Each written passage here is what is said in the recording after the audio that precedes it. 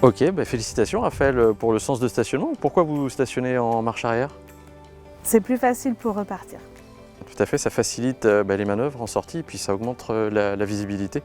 Donc c'est une bonne chose pour être plus en sécurité. Quel contrôle vous feriez autour du véhicule pour vous assurer qu'il soit en bonne condition avant un départ? Les pneus et les phares. Qu'est-ce qui vous semble important à contrôler sur un pneumatique? L'usure du pneu, pour ma sécurité, c'est plus important.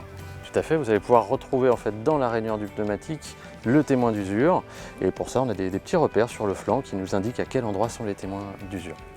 Et la pression des pneus, vous la faites fréquemment? Pour ma part, tous les mois.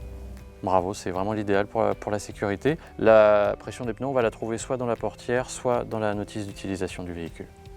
Raphaël, qu'est-ce qui vous semble important à contrôler au niveau des phares? S'ils marchent et s'ils sont propres.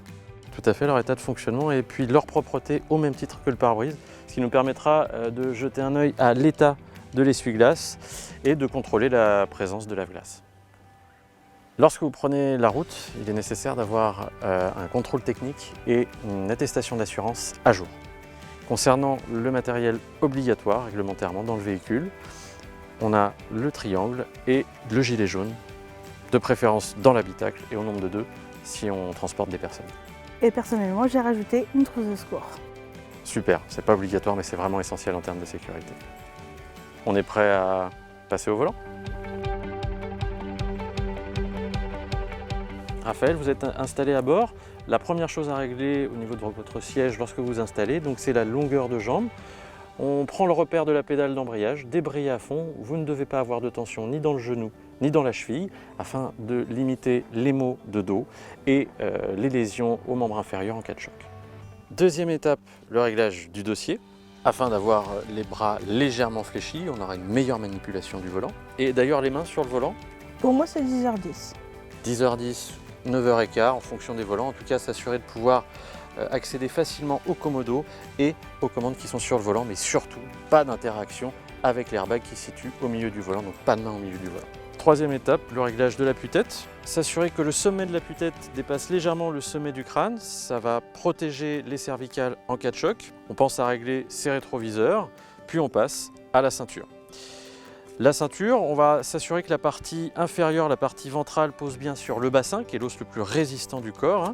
Et puis la partie supérieure, on va bien venir la positionner dans le creux de l'omoplate. Et on va également s'assurer qu'il n'y ait pas de blouson ou d'objets, de bijoux entre la ceinture et le corps pour optimiser l'efficacité de cette ceinture.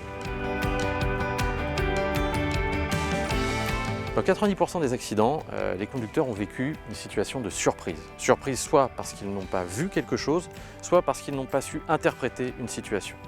Voilà pourquoi la priorité est d'avoir une observation complète. Regarder le plus loin possible, ne pas négliger le latéral, se rappeler qu'on a des angles morts qui sont très importants, et puis se méfier des sommets de côte et des virages aveugles. Dans toutes circonstances, l'important est d'avoir une vitesse adaptée à votre environnement, en respectant les limitations qui sont affichées. Et puis l'étape essentielle pour vous, c'est d'avoir la bonne distance de sécurité. Cette distance de sécurité, on l'évalue avec 2 secondes.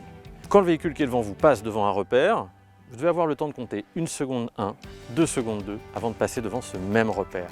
La première seconde, c'est votre temps de réaction. La deuxième, c'est votre marge de sécurité.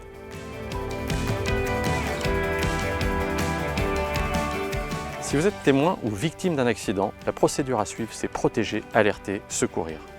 Protéger dans un premier temps, se protéger en mettant les warnings, en s'équipant du gilet jaune et en allant positionner un triangle à une trentaine de mètres en amont du véhicule sur la route. Petite parenthèse, ne pas mettre de triangle sur l'autoroute, c'est vous exposer à trop de risques, donc bien se positionner derrière le rail de sécurité. Vous allez ensuite voir s'il y a des blessés. S'il n'y a pas de blessés, vous pouvez vous contenter de remplir un constat avec l'autre conducteur. Évidemment, n'oubliez pas de prévenir votre association locale ADMR. En revanche, si il y a des blessés, même légers, l'étape numéro 2 s'offre à vous, il va falloir alerter. Les numéros à utiliser sont le 18 pour prévenir le centre de secours le plus proche, ou bien le 112 s'il n'y a pas de réseau là où vous vous situez. Enfin, troisième étape, secourir. Si vous avez une formation de secouriste, c'est l'occasion de la mettre en œuvre. Si en revanche, vous n'êtes pas formé au secourisme, vous pouvez, quoi qu'il arrive, aller rassurer les gens, et leur dire que vous avez prévenu les secours et qu'ils arrivent.